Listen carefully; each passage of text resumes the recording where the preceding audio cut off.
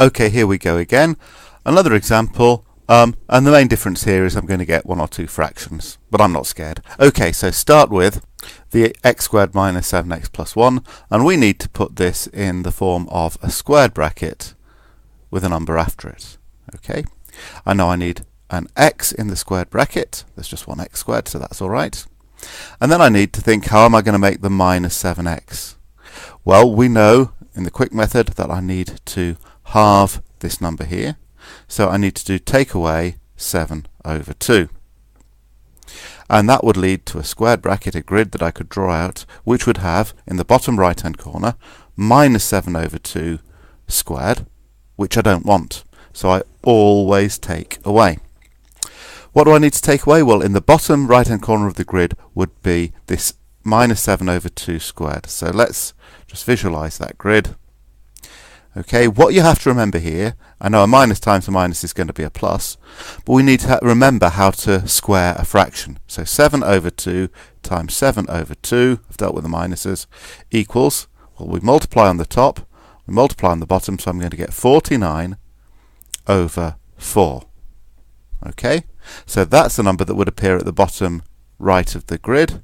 So all I've done here is I've squared this minus 7 over 2, and we need to take the answer to that away, so minus 49 over 4. It's just that being a fraction, it's a bit uglier when we square it. So I've dealt with the x squared minus 7x, that gives me all of this here. I haven't dealt with the plus 1 yet, so I need to put plus 1 on the end. Okay, and I'm nearly there. I've just got to tidy this bit up here. Okay, so the answer is going to be x minus 7 over 2 squared. Okay, and then these are in quarters, so I'm going to have to say minus 49 over 4, but then I'm going to have to express my 1 as quarters. So 1 is 4 quarters, so I've got minus 49 quarters plus 4 quarters. Okay, so this is negative, this is positive. When I add the 4 back to the minus 49, I'm going to end up with minus 45 quarters. And of course I've got the squared bracket, put equals here, and I've got the answer. Notice in this case they'd predicted the minus signs for me, so if I'm stating P and Q, P is the number I'm taking away, so P is 7 over 2, and Q is 45 over 4. They've taken care of the minuses for me. This is the answer.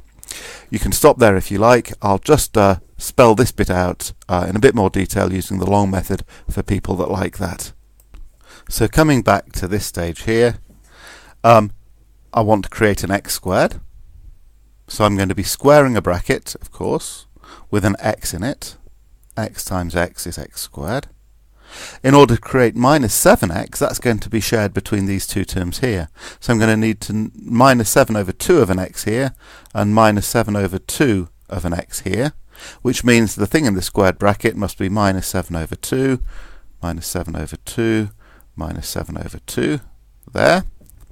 But this doesn't equal the x squared minus 7x because there's another bit as well. I'm going to get x squared minus 7x from my grid. But I'm also going to get minus 7 over 2 times itself, which is plus, we've seen 49 over 4. So that comes as part of this squared bracket that I'm setting up.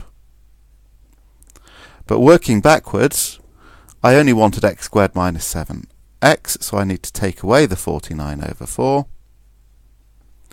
But I did want a plus 1, which I need to put back in, so I get, as before, x minus 7 over 2 all squared minus 49 over 4 plus 1. We halve the number in front of the x, and we always take away the number we've put here squared. Doesn't matter if it's positive or negative, we take it away. So I've been showing you how to get these using the full method, and you should be able, if I do the quick method from now on, to be able to put these lines in if that's what you'd like to do. Of course, from here it simplifies as we had before as x minus 7 over 2 squared minus 49 over 4 plus 4 over 4, and these two combine to give minus 45 over 4, so we get the same answer as we did the quick way. Done.